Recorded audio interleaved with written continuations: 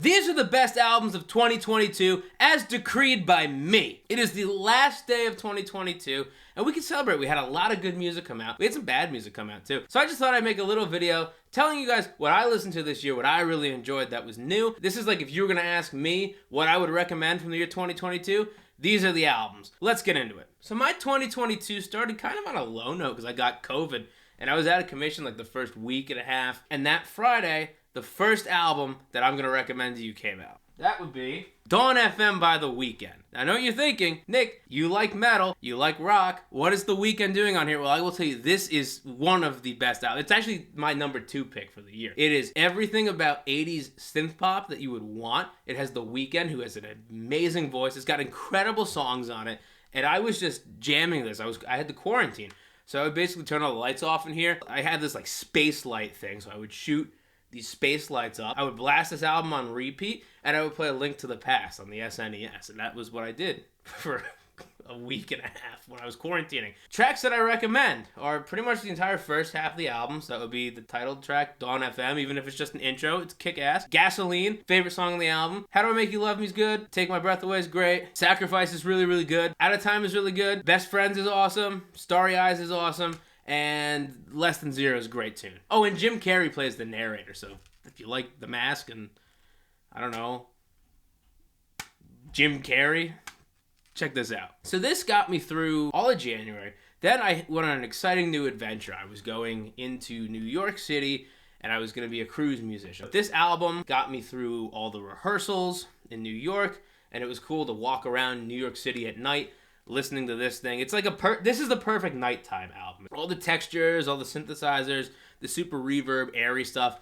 It really, for me at least, this album, it does a couple things. It allows me to escape when I don't want to be around anything. It's like, it gets me, it teleports me to another place, like to a fantasy land, which I guess is kind of cool and makes sense because the album is about being in limbo and purgatory and all that stuff.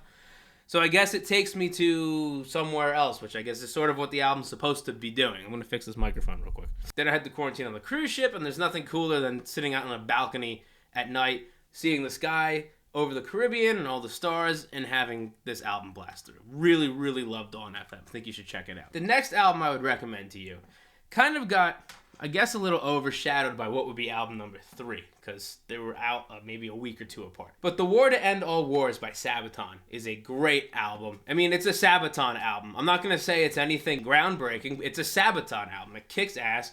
It's like playing Call of Duty in your ears. It was kind of weird, though, because I'd be laying on the beach in the Bahamas, just like on a private island, just taking in the sun, I guess. You know, it's a beach. You want Jimmy Buffett, tropical music, Bob Marley, and I'm listening to Sabaton. I really got to appreciate it later on in the year, though, because I would bring it to the gym and I would start lifting to Sabaton. Sabaton's like my number 1 gym music. Tracks on that album I would recommend to you: Stormtroopers, Lady of the Dark, Soldier of Heaven, Christmas Truce, and the one that sounds like the Gloria Estefan song, Valley of Death. Now moving on to the album of the year.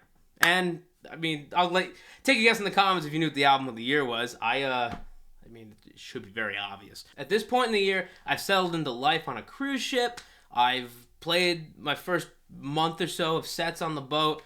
It's been, I'm settling into this new lifestyle. I'm getting used to not having a lot of Wi-Fi.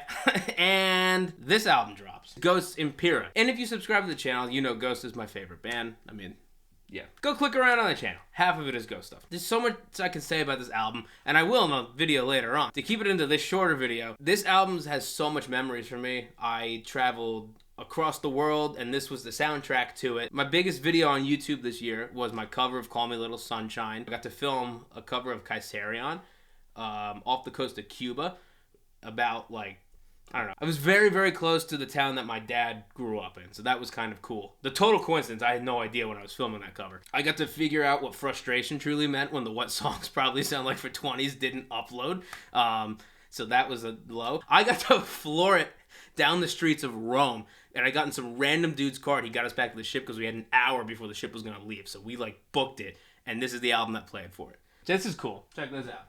When I was in Stockholm, I probably paid way, way, way too much for this, but I found the Hunter's Moon 45, but it's just a cool, sentimental album. Recommended tracks on this album, not Dominion. No, but for real, the first 5 songs on this album, not including Impera, but Kaiserion, Spillways, Call Me Little Sunshine, Hunter's Moon, and Watch in the Sky is my favorite back-to-back.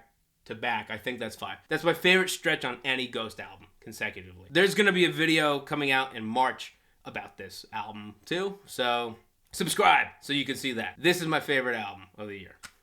But there was plenty of other great music too. So now I'm kind of hanging out on this boat. I'm exploring the world. I'm literally getting no sleep at this point in my life. And then Magna Carta Cartel started dropping singles, and I was like, oh, damn. So then this album came out. Dying Option. This I also got at a record store in Sweden. This is why it's not open, because this is a cool little, I guess, memento. I think a lot of the songs are similar to one another. Doesn't mean they're bad. It's just, I think as an album, it's just like a lot of the same. Versus the other ones all kind of tell a different story as you listen to them. This is a great album, but it's a lot of the same. Having said that, there is a full version of Sleepy Eyed June, and that song reminds me of an ex, for lack of a better word. So, and I like that I can listen to the new version now and not listen to the old version. So, yeah, that's what we got here with Magna Carta Cartel. Recommended songs: Arrows, Darling, Sleepy Eyed June, Savant-Garde. Savant-Garde is a Ghost song with strats. Valkyria and The Dying Option. And this came out on my last week on the boat. I'm using this as an opportunity to explore Scandinavia,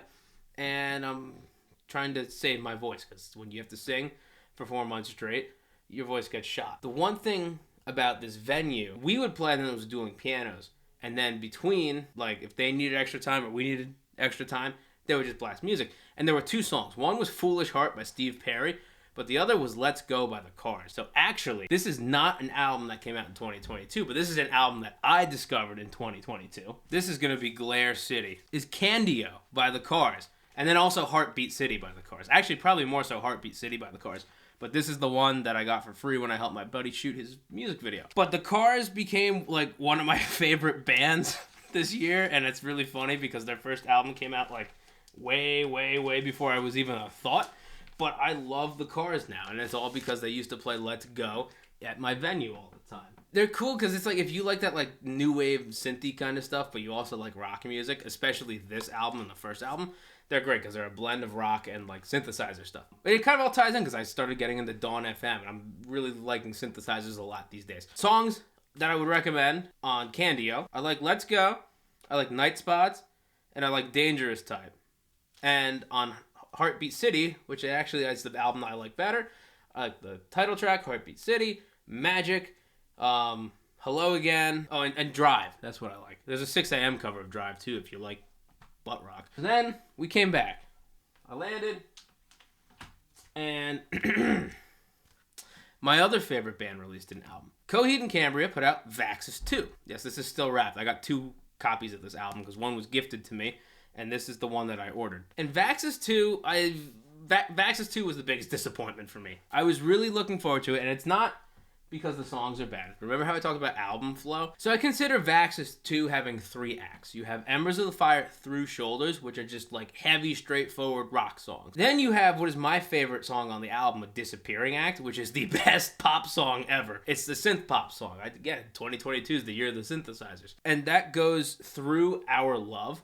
But the thing is, that stretch of songs is a lot of the same mood, and I really think they could have changed it up a little bit. They could have, I mean, I know there's a story to it. I wish there was they split it up so some of the heavier songs were intermingled in there, or maybe they wrote a heavier song to break up this, like, because we went from like rock songs to straight up like pop rock songs. And the more I listen to it as individual tracks, like if I put it on shuffle, I love the songs. It's just listening through as an album doesn't really do it for me. Having said that, they're all great tunes. Bad Man's awesome. Liars Club is awesome. Blood really grew on me. I didn't really like Blood at first, but that one's great. The only one I really don't like, I shouldn't say I don't like it, I just think it's the worst out of all of them, is Our Love. But the last 3 songs are like the best thing Coheed's put out in forever. Ladders of Supremacy, Rise, and then what did they call it in the Facebook group? Coheedian Rhapsody, the title track, Window of the Waking Mind. That song is awesome. I didn't get to go see Coheed this year. I was really disappointed about that, so I'll have to try to catch them next year. I would love to hear these songs live. And it's not a bad album, too. It's the flow, man. It doesn't flow that great. And the last album that I really enjoyed this year is by a band called Monarch. They put out this album called Cosmos. It's really good. It's almost, I would describe it as like just a straight up metal album. It's a hard rock metal album. It's kick ass, man. There's influences from everywhere. There's some Metallica. I hear the Ghost. I mean, I want to say there's some Ghost influences on it, but it doesn't sound like Ghost at all. It's heavier. It reminds me of, and I don't mean this because of his voice, but like the production has like a Volbeat style production to it, but the riffs are like very like they're better riffs than Volbeat. It's like if Megadeth and Metallica were writing like catchy rock songs. That's sort of what it is. It's cool. Check it out. Recommended tracks from that album would be Crystallized, A Closer Moon, Days on the Sun, and Mass Appeal. Oh, and Cosmos. Cosmos is like this beautiful piano piece at the end of the album. And that was it. I thought the worst album of the year was Taylor Swift's Midnight because it had no flows. What music did you like in 2022? There's a lot of music I missed just because, especially that first half of the year, I was just so busy and not focused on listening to new music. I was just listening to what I liked and I was exploring. So let me know some of your recommendations. I would love to check them out. And I'm excited for 2023. And speaking of 2023, I just want to come on here and say thank you guys so much for all your support this year. I got like 2,000 subscribers this year. I just hit 5K the day I'm filming this. This is Thursday. This video is coming out Saturday. So the channel just hit 5,000 subs. And I know that's a minuscule number in terms of YouTubers. But I mean, it's a pretty cool number for me considering I didn't have 5,000 subs before, and we can only go up from here. And I am very, very excited for 2023. There's going to be a lot of cool stuff. We're bringing a series back that I didn't do much of this year. This channel kind of went in a little bit of a different direction this year than it used to be, and I'm going to continue to do both. We're going to definitely do more lessons and stuff, but I want to get back to why I started doing YouTube in the first place, which was to guess what songs would probably sound like before ever hearing them. Hope you had a wonderful 2022, and I can't wait to see you guys in 2023. Peace out!